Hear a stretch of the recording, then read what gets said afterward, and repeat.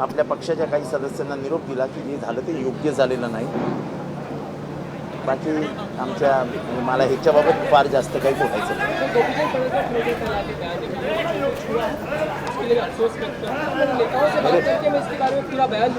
मैं कुछ नहीं बोलना चाहता हूँ, मुझे कुछ बयान देना नहीं है. अगर मकोका के आरोपी आके अंदर बैठने वाले हैं और मुझे मारने की प्लानिंग फंस गने के बाद अगर मेरे कार्यकर्ताओं को मारने वाले हैं, तो इससे बड़ी गंदी हरकत क्या हो सकती है. मकोका के आरोपी अगर अंदर आ सकते हैं, मारने की प्लानिंग कर सकते हैं. मैं पिछले 3 दिनों से देख रहा था कि यही लोग मुझे गुर के देख रहे हैं. चलता है, लेकिन ये तो सब सीमाएं पार करके ये सब हो रहा है. लेकिन सर सवाल ये है कि जिस हालत में कानून बनता है, जहाँ कानून बनता है, उसी कानून के वो जो जिसने जिसने किया उससे मुझे मत पूछिए, मैं वहाँ नहीं था.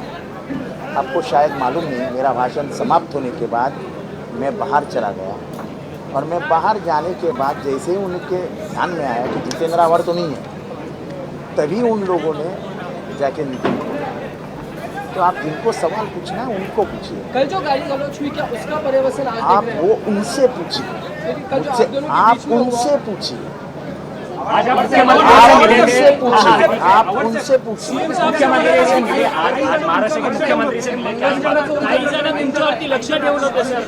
काही जण तुमची घोषणा होती मंगळसूत्रासोबत. नेमकं प्रकरण काय आहे? मंगळसूत्र प्रकरण नेमकं काय आहे? असं आहे की आत्ता जे झालं त्याच्यावर बोलू. आता काल काय झालं, परवा काय झालं, तुम्हाला सगळं माहिती आहे. उगाच त्याला लावण्याचा प्रयत्न केला. सभागृहातलं माझं भाषण ऐकून मी बाहेर पडलो आणि कोणाला कळण्याच्या आत मी माझ्या गाडीकडे गेलो. गाडीत बसून मी माझ्या सवयीप्रमाणे एक टर्न मारून डोकं शांत करण्यासाठी भाषण माझं 1.25 तास चाललं होतं. मी बाहेर पुढे गेलो आणि मला फोन आला की नितीनला मारलं आणि मी परत आलो. परत आल्यानंतर जी मी कहाणी ऐकली आणि जी काही व्हिडिओमध्ये बघितलं, सरळ सरळ नितीनवर हल्ला करण्यात आला आणि त्यांचं प्लॅनिंग मला मारण्याचं होतं. कोण होतं हे माणसं, कोण आहे हे? काही कार्यकर्ते होते? हे सगळे खुनातले, दरोड्यातले मकोकाचे आरोपी आहेत. मकोकाचे आरोपी विधिमंडळात येतात, हल्ले करतात.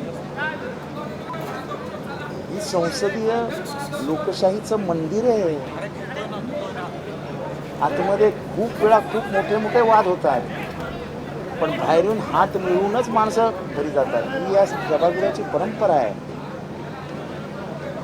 गोपीनाथ मुंडे विरुद्ध पद्मसिंह पाटील असे अनेक लढाया आम्ही बघितल्या लहानपणापासून. असं कधी नाही बघितलं, कधीच नाही. म्हणजे काय आज झालं त्याच्याने म्हणजे मानसिक धक्का बसला. म्हणजे विधिमंडळात 6 टर्म आमदार असलेल्या जितेंद्र आव्हाडला मारण्यासाठी लोक आणायची, हे माझ्या विचारापलीकडचं आहे.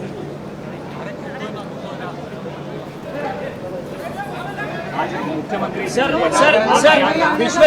विश्वजित कदम तुम्हाला लॉबीमध्ये सुद्धा भेटले. तो ऋषिकेश टकले जो हाणामारीमध्ये होता तो विश्वजित कदम यांच्या मतदारसंघातला आहे. विश्वजित कदम देखील म्हटले की तो मकोक्यातला आरोपी आहे म्हणून. असं की माझं तेच म्हणणं आहे की कुठल्या पद्धतीची लोक आतमध्ये घेऊन यायची.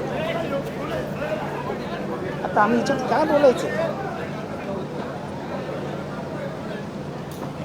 मकोकाचा आरोपी आतमध्ये येतो, असा रागाने बघतो आणि आम्ही मानाखाला घालून चालायचं. काय चालू आहे काय? मुख्यमंत्री हे सगळे गांभीर्याने घेतील याची मला खात्री आहे. बावनकुळे साहेबांनी मला सांगितलं जितेंद्र मी करतो काय. गोपीचंद पडळकर यांनी दिलगिरी व्यक्त करतात. गोपीचंद पडळकर एकीकडे दादागिरी व्यक्त करणारे गोपीचंद पडळकर दिलगिरी व्यक्त करतात. इथे दादागिरी व्यक्त करणारे गोपीचंद पडळकर दिलगिरी व्यक्त करतात इथे. मी कालपासून हात जोडून सांगतोय की मला त्या माणसाबद्दल विचारू नका, मला बोलायचंच नाही.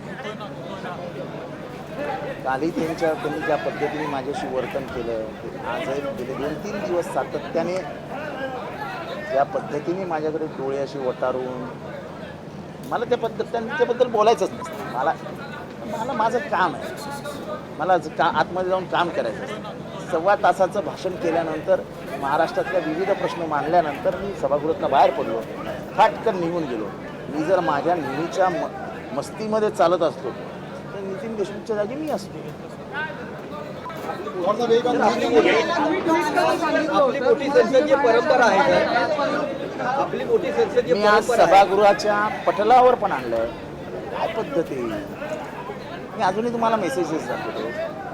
आईवरनं शिव्या, बहिणींवरनं शिव्या, डुक्कर, कुत्रा. काल थोडासा सीन दाखवलाय, आता पूर्ण पिक्चर दाखवू. गोळ्या खायला तयार राहा. काय चालू आहे? कोण मारण्याला घाबरतो बाबा? कोण मारण्याला घाबरतो? आम्ही कुठे बोललोय का?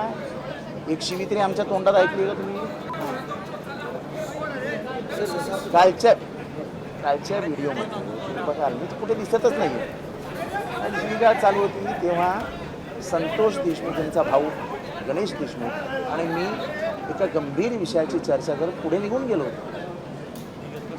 आणि हे कोणीतरी मला मागणं शिव्या देत होतं. कोण होतं मला माहीत नाही, कारण का असल्या गोष्टींकडे मी लक्षच देत नाही. माझा स्वभाव आहे तो. महाराष्ट्र के मुख्यमंत्री और गृह मंत्री से आप मुलाकात हुई तो क्या आप इस पर आता isakal.com आहे देशातील नंबर 1 ची मराठी न्यूज वेबसाईट. प्रत्येक अपडेटसाठी isakal.com ला नक्की भेट द्या.